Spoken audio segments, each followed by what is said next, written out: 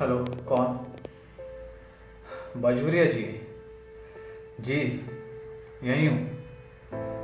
नहीं, अस्पताल नहीं गया। ऑपरेशन तो सुबह हुआ था। जी, मैं जब तक आया वाइफ को नींद आ गई थी।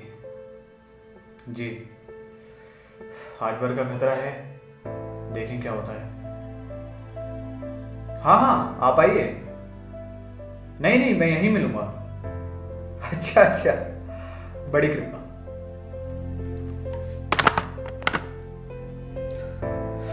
कृपा? बेईमान कमीना खुदगर्ज, मैं खूब समझता हूं तुम्हारी कृपा।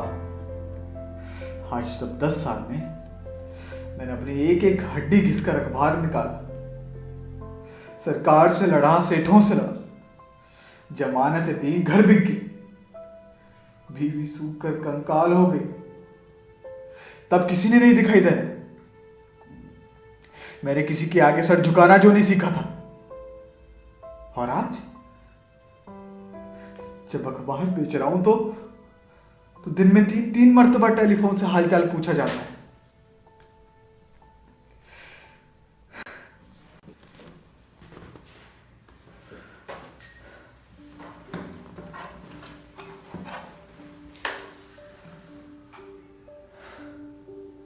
कितनी चिंता है सेठ बाजोरिया को। 5 मिनट में आ रहे।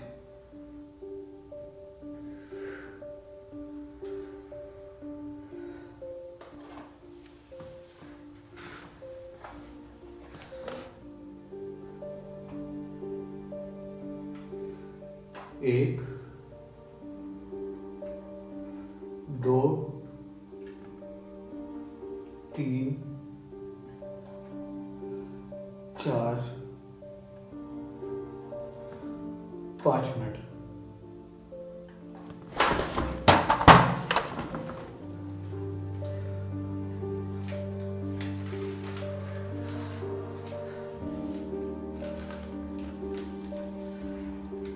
बस 5-10 मिनट और, उसके बाद तुम मेरे नहीं रहोगे।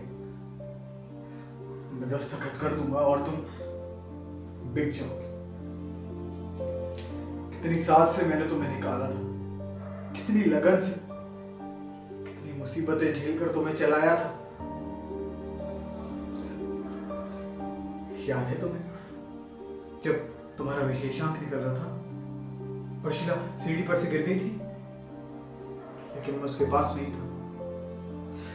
याद है जब शीला की दवाई के रुपयों में से मैंने 70 पैसे वाला टाइपराइटर खरीद लिया था।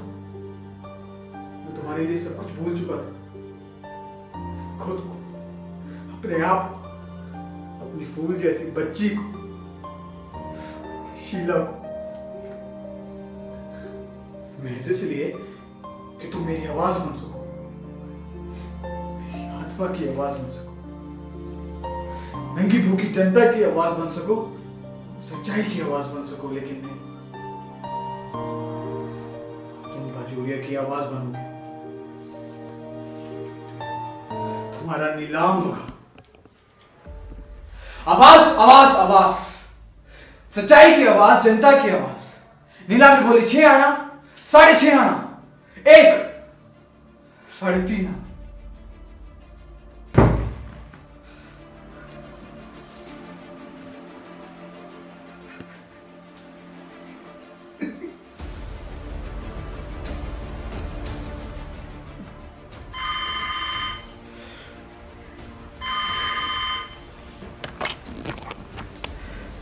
जी हाँ, मैं ही हूं दिवाकर, बोलिए।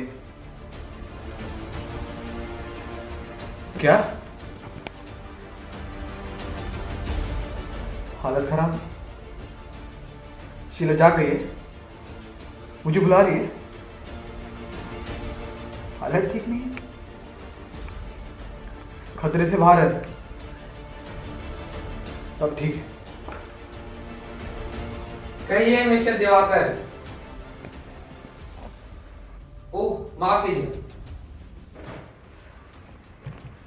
अच्छा, कोई बात हो तो मुझे बताना। कैसे आ रहा है?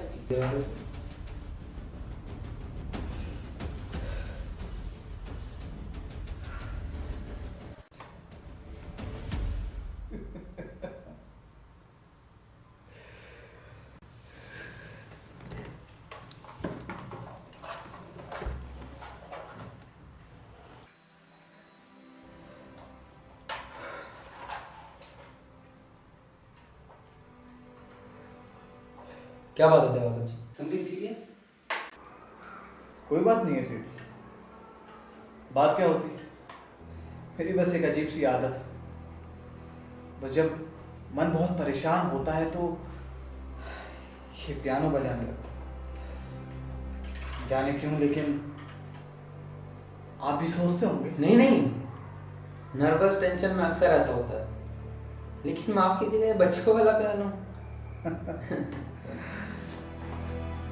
कैसे समझाऊं? अखबार की दुनिया में रोज खबरें आती हैं, हड़तालों के नारे, लड़ाइयों के शोरगुल, सेनाओं की परेडें, जंगी जहाजों का घर्राटा। लेकिन ये सब मुझे इतने बेईमान और इतने खोखले लगते हैं जितने कि इस बचकाने खिलौने के स्वर। लेकिन कभी कभी लगता है कि इन्हीं ध्वंस और विनाश की आवाजों में एक नए इंसान की आवाज का भी निर्माण हो रहा है। मैंने सोचा इस आवाज को जिंदा रखने के लिए, इसे ऊपर लाने के लिए अपनी हस्ती मिटा दूंगा और वही आवाज मेरी जिंदगी बनेगी। इसलिए शायद इसीलिए आपने अपनी अखबार का नाम आवाज रखा था। जी, और इसी आवाज के लिए अपने आप को बर्बाद कर लिया था। लेकिन जनता नए इंसान की आवाज सुनना कहां चाहती है? उसे तो चाहिए शोक खबर, भड़कीले चित्र, रंग बिरंगे विशेषांक, वो सब जो उसको सेठ बाजोरिया के अखबार में मिलता है। देखिए, ये पर्सनल रिमार्क आपको शोभा नहीं देता दिवाकर। आप मुझे बिल्कुल गलत समझ रहे हैं। मेरा कतई इरादा नहीं है कि मैं जनता को गुमराह करूं। बात तो दरअसल ये है दिवाकर जी कि मुझे साहित्य और पत्रकारिता से कुछ इतना लगाव है कि दिन रात मैं इन्हीं के बारे में सोचता रहता हूँ कि हमारे यहाँ भी ठीक अमेरिका की तरह सस्ते से सस्ता अखबार निकले, सुंदर से सुंदर, ज्यादा से ज्यादा जनता उन्हें पढ़े, उनका सांस्कृतिक स्तर ऊंचा हो। सांस्कृतिक स्तर ऊंचा हो? यह तमाम लोगों को बस सांस्कृतिक स्तर सुधारने की बीमारी लगी। कोई टाइम्स खरीद रहा है, कोई लाइमलाइट। आप? मैं भी आवाज खरीद कर वही करना चाहता। यही मतलब है ना आपका? मिस्टर दिवाकर, दुनिया भी कितनी स्वार्थी होती है, कितनी एहसान फरामोश होती है। नहीं, आपको जरूरत थी, आपने कहलावा भेजा और मैं हाजिर हो गया। क्यों? क्योंकि आप मदद चाहते थे। और जब मैं आपकी आवाज के शेयर खरीदने के लिए राजी हो गया हूं तो आप इस तरह से चोट कर रहे हैं। शायद आपको पता नहीं है कि आप अपने पैरों पर कुल्हाड़ी मार रहे हैं।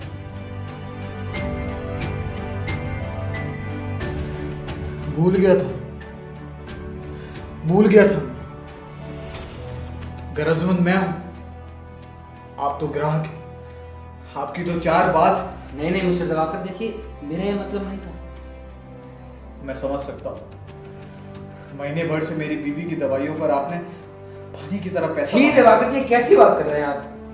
ये मैंने आप पर कोई एहसान नहीं किया है कि आपने अपनी जिंदगी में कितना परिश्रम, कितनी साधना की है, उसके लिए जो हमारे दिल में श्रद्धा है वो आप समझ भी नहीं सकते। अच्छा है मैं ना समझ सकूं बाजोरिया जी। अब साधना और तपस्या के दिन भी तो नहीं रह गए। अब कलम की शान और विचारक की आजादी का भी कोई अर्थ नहीं। अब तो अगर मैं आपके अखबार में हूं तो आपका ढोल बजाऊं, उसके अखबार मैं में। और लोगों की बात नहीं जानता मिस्टर दिवाकर, लेकिन जहां तक आपका और मेरा संबंध है, कम से कम मैं आपसे इस तरीके की बात सुनने की उम्मीद नहीं रखता था। 5 अखबार है मेरे। क्या आप मुझे बताएंगे कि मैंने कभी भी किसी भी संपादक के ऊपर प्रतिबंध लगाया है? बाजोरिया जी, किसी भी आदमी का सबसे बड़ा गुना ये है कि वो दूसरे आदमी को अपने बारे में सच बोलने के लिए मजबूर कर देते हैं। क्या मतलब? क्या मतलब? आप बोल सकते हैं आपने प्रतिबंध नहीं लगाया। चटर्जी जी ने गृह मंत्री के व्यक्तित्व पर टिप्पणी लिखी। उस दिन किसने चटर्जी जी को रूम में बुलाकर डांटा? ये गलत बात है मिस्टर यही दिवाकर। सही बात है।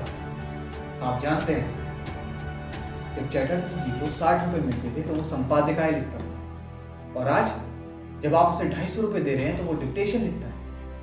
आपका डिक्टेशन, जिसने अपने जिंदगी में सिवाय बही खाते के कुछ ना लिखा होगा।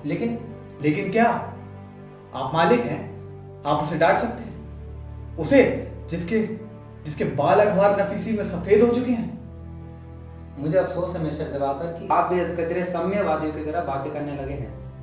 अरे, हर चीज को आप एक ही पहलू से क्यों देखते हैं? अगर मैंने चटर्जी को डांट भी दिया तो उसमें कोई पूंजीवादी राजनीति तो ना थी। नहीं जी, उसमें तो गांधीवादी अध्यात्म था। दिवाकर जी, उसमें गांधीवादी अध्यात्म नहीं, कम से कम व्यक्तिगत संबंधों की बात जरूर की गई है। अरे गृह मंत्री मेरे मित्र हैं, क्या आप चाहेंगे कि आपके पत्र में आपके मित्र की बुराई निकले? ओफो, तो आज गृह मंत्री आपके मित्र हैं। लेकिन सन 82 में गृह मंत्री आपके मित्र नहीं थे, जब पुलिस ने हथकड़ियां पहनाकर आपके दरवाजे से ले गई थी। उस दिन तो आप दौड़कर उनसे गले नहीं मिले थे। उस दिन तो आप मिलिट्री के लिए ठीके ले रहे थे और आपका अखबार अंग्रेजी सरकार का विज्ञापन छाप रहा था कि कांग्रेस वाले गुंडे हैं। कम से कम चैटर्जी जी ने गृह मंत्री को गुंडा तो नहीं लिखा था। चटर्जी की बात जाने दीजिए दिवाकर जी। अरे उसके साथ तो सैकड़ों बातें। खैर, असलियत समझना दूसरी बात और व्यंग्य कसना दूसरी बात। अगर आपका कोई अखबार, ये आपका अखबार है। ओह माफ कीजिएगा, मैं भूल गया था। नहीं बाजोरे जी, मैं भूल गया था। मैंने आपको बुलाया था कि आज अखबार बेच ही दूंगा, लेकिन नहीं, भीख मांगकर अखबार निकालूंगा, फर्नीचर बेचकर अखबार निकालूंगा। लेकिन आप क्या, नहीं बेचूंगा। दिवाकर जी देखिए, नहीं बेचूंगा। मैं आपका पैसा एक एक पाई चुका दूंगा। दिवाकर जी आप मुझे बिल्कुल गलत समझ रहे हैं। मैं खूब समझने लगा हूं आप जैसे लोगों को। वक्त भी आफत है। जी हाँ, बोल तो दिया जी हाँ। क्या गाड़ी डूब रही है? हालत खराब है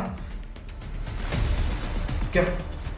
3 फाइलें लेता हूं, 2 इंजेक्शन मैं अभी लाया, उसे कैसे भी करके बचाइए डॉक्टर साहब। सुनिए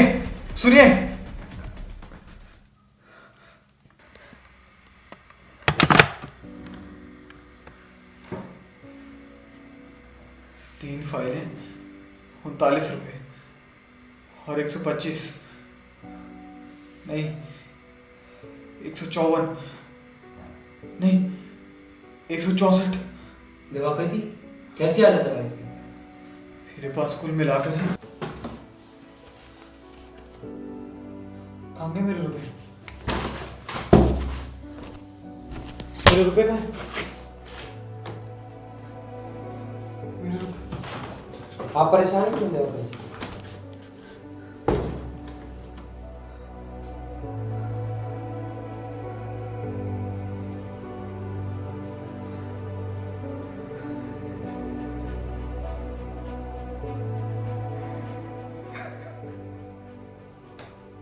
दिवाकर जी आप क्या कर रहे हैं? लीजिए ये रुपए पकड़िए, बाहर कार खड़ी है, चलिए जल्दी अस्पताल।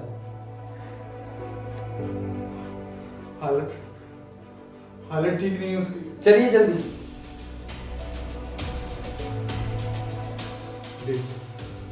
आप देवता हैं, अखबार आपका हुआ, मैं पहले कागज पर दस्तखत कर दूं। जी दिवाकर जी कैसी बात कर रहे हैं आप? मैं अखबार नहीं, मैं अखबार बेचूंगा। आपने कितना किया है मेरे लिए, मेरी शीला की जान बचाई। मैं आप कह रहा विश्वास करता हूं। नहीं, मैं एहसान फरामोश नहीं हूं। लाइए कागज लाइए।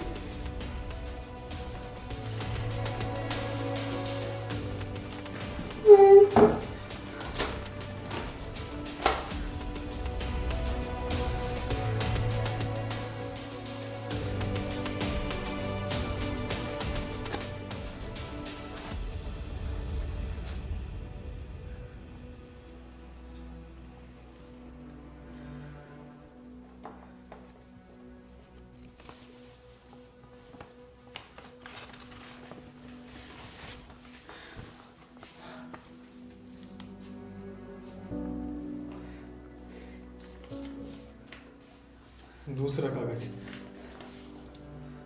मेरे पियानो का है। Damn it!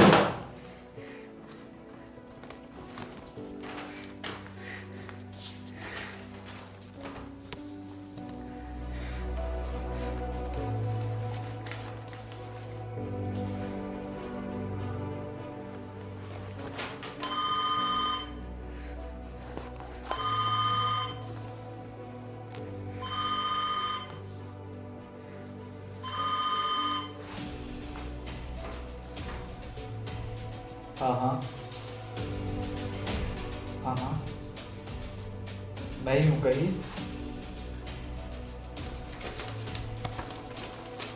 क्या?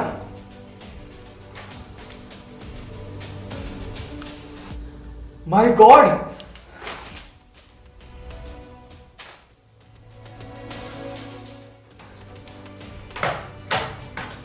बजोरिया, बजोरिया जी, कितना दयावान है ईश्वर, कैसे मौके पर बाह पकड़ता है। मेरी मुसीबतें खत्म हो गई दोस्त, अब आवाज बेचने की जरूरत नहीं। My wife is dead. ये क्या कह रहे हैं आप? मैं सच बोल रहा हूं, अभी अभी उसका हार्ट फेल हो गया, मुझे आवाज नहीं बेचना पड़ेगा। आप पागल हो गए? वो तो आप मुझे बेच चुके हैं, बेनामा मेरे पास है। चलिए जल्दी अस्पताल। कहां गए कागज? मेरे कागज लाओ, मैं नहीं बेचूंगा। शीला की कसम, मैं नहीं बेचूंगा। कागज लाओ। आप पागल हो गए? हाँ मैं पागल हो गया हूं, लाओ मेरे कागज। मेरे कागज लाओ वरना। आप पागल हो गए? हाँ मैं पागल हो गया हूं, मेरे कागज दो वरना मैं नहीं बेचूंगा। मैं नहीं बेचूंगा अखबार, मैं पागल हो गया हूं, मैं आवाज नहीं बेचूंगा।